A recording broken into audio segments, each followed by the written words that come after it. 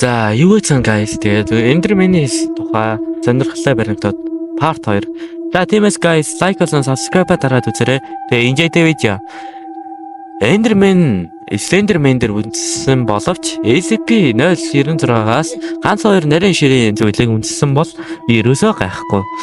Нэг Enderman хэдэн настай вэ? Enderman дондож наслалт нь 200 орчим жил байдаг бөгөөд дүнд нь дасан зохицох чадвар маш хурдан байдаг. 2. Slenderman эсвэл Enderman хоёрын хэн нь илүү хүчтэй вэ? Энэ дээр хоёр хүний тухай хэлсэн нэг юу байна л та. Өгүүлбэр л та энийг би уншиж өгье. Wait. Enderman Slenderman-ийг эсэргүүцэх ямар ч зүйл байгаагүй бөгөөд хүч чадал, бат бөх чанар, хурд хүч эсвэл өөрийнхөө арсенал байсан ч хамаагүй Slenderman-ийг зүгээр л илүү байсан. Ялагч бол Slenderman.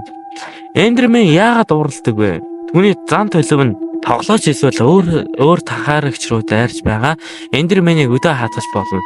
Мөн тоглогчийн блокийн 64 блокийн зайд 5 хачиг 4.1 секунд өдрөө нь хараад тэднийг өдөө хадгалж болно. Угаасаа хинч өдөө хадгалсан дээр орлохгүй байх бай тээ.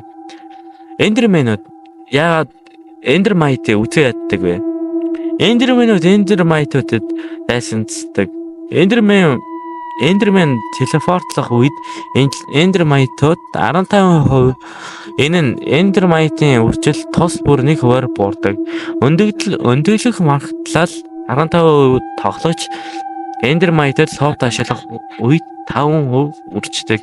Тийм учраас чадварыг булааж зөвшөөрлгүй ашигладаг гэж хуурладаг байхад. 5.